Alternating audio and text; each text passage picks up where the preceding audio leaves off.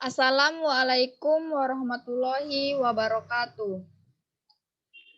Kami dari kelompok 5, aliran eksistensialisme. Di sini kami akan mempresentasikan hasil kerja kelompok kami.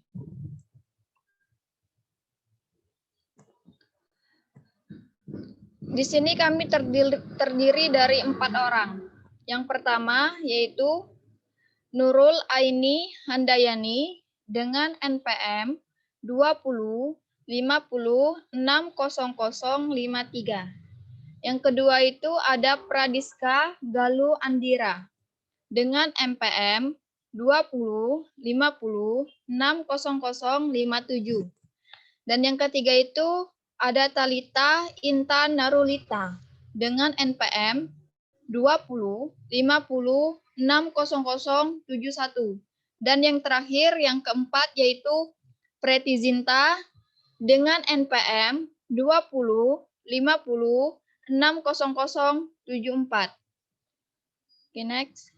Baiklah, pengertian eksistensialisme akan dibaca oleh teman saya, Nurul. Pengertian eksistensialisme. Kata eksistensialisme berasal dari kata eks keluar dan sistensi atau sisto yang berarti menempatkan. Secara umum berarti manusia dalam keberadaannya itu sadar bahwa dirinya ada dan segala sesuatu keberadaannya ditentukan oleh akunya. Eksistensialisme merupakan aliran filsafat yang memandang berbagai gejala dengan berdasar pada eksistensinya. Artinya, bagaimana manusia bereksistensi dalam dunia. Tokoh-tokoh eksistensialisme. Yang pertama itu ada Karl Jaspers, tahun 1883 sampai 1969. Yang kedua itu ada Martin Heidegger, tahun 1889 sampai 1976. Yang ketiga itu ada Friedrich Nietzsche, 1844 sampai 1900. Yang keempat itu ada Jean-Paul Sartre, 1905 sampai 1980. Oke, selanjutnya akan dibaca oleh teman saya, Pradiska. Untuk para ilmuwan yang pertama yaitu Karl Jaspers, 1883 sampai 1969. Menjelaskan bahwa tujuan filsafat itu adalah mengembalikan manusia kepada dirinya sendiri. Pemikiran eksistensi adalah pemikiran yang menggunakan semua pengetahuan objektif serta mengatasi pengetahuan objektif itu. Cara pemikiran seperti ini mempunyai sasaran, yakni manusia sadar akan dirinya sendiri.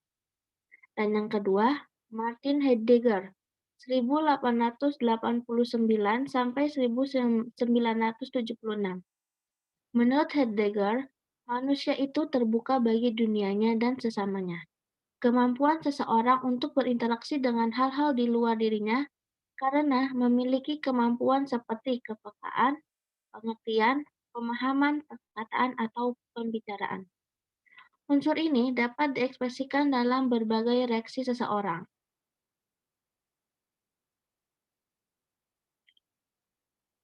Dan yang ketiga, Friedrich Nietzsche, 1844 sampai 1900. Menurutnya, Nietzsche menduduki tempat yang sangat penting dalam gerakan eksistensialisme, yaitu memberikan ringkasan pendek tentang manusia dengan segala dimensinya tentang kematian. Pemikiran-pemikiran ini akan melatar belakangi pandangan-pandangan beberapa filsuf eksistensialis.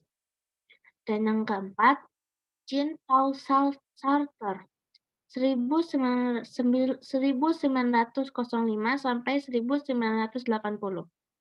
Menurutnya, bagi Sartre, pandangan eksistensialis adalah suatu doktrin yang memungkinkan kehidupan manusia. Eksistensialisme mengajarkan bahwa tiap kebenaran dan tiap tindakan mengandung keterlibatan lingkungan dan subjektivitas manusia.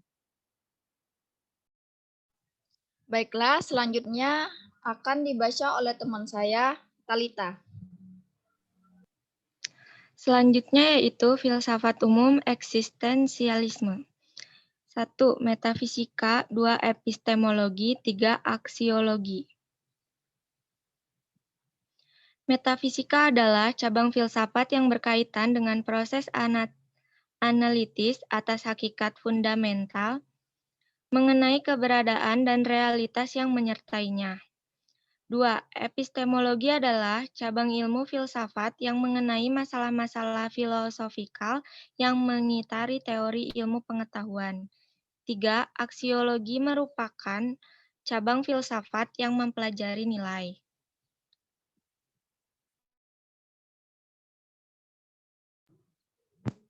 Oke, selanjutnya akan dibaca oleh saya sendiri, yaitu implikasi terhadap pendidikan. Ada 4 implikasi. Yang pertama yaitu tujuan pendidikan. Tujuan pendidikan menurut Undang-Undang Nomor 20 Tahun 2003 tentang Sistem Pendidikan Nasional. Pasal 3, tujuan pendidikan nasional adalah mengembangkan potensi peserta didik agar menjadi manusia yang beriman dan bertakwa kepada Tuhan Yang Maha Esa, berakhlak mulia, sehat, berilmu, cakap, kreatif, mandiri, dan menjadi warga negara yang demokratis serta bertanggung jawab. Yang kedua itu ada kurikulum pendidikan. Kurikulum pendidikan sendiri dapat diartikan sebagai perangkat, mata pelajaran, dan program pendidikan yang diberikan oleh suatu lembaga penyelenggara pendidikan yang berisi rancangan pelajaran yang akan diberikan kepada peserta pelajaran dalam satu periode jenjang pendidikan. Yang ketiga itu ada metode pendidikan. Metode pendidikan adalah cara praktis yang digunakan pendidik untuk menyampaikan materi pendidikan agar bisa diterima oleh pelajar. Penggunaan metode dipilih sesuai dengan hakikat pembelajaran, karakteristik pelajar, jenis materi pendidikan, situasi dan kondisi lingkungan serta tujuan yang akan dicapai. Yang terakhir itu, yang keempat adalah peranan pendidik dan peserta didik. Peranan pendidik itu terdiri dari 4. Yang pertama itu sebagai demonstrator, yang kedua sebagai pengelola kelas, yang ketiga sebagai mediator dan fasilitator, yang keempat sebagai evaluator. Peran peserta didik, perubahan paradigma dalam proses pembelajaran yang tadinya berpusat pada guru, menjadi pembelajaran yang berpusat pada siswa. Diharapkan dapat mendorong siswa untuk terlibat secara aktif dalam membangun pengetahuan, sikap, dan perilaku. Melalui proses pembelajaran dengan keterlibatan aktif, siswa ini berarti guru tidak mengambil hak anak untuk belajar dalam arti yang sesungguhnya. Oke, next. Baiklah, kesimpulannya, eksistensialisme merupakan aliran filsafat yang memandang berbagai gejala dengan berdasarkan pada eksistensinya.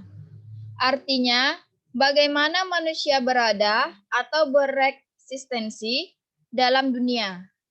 Eksistensialisme adalah suatu gerakan protes dalam filsafat modern.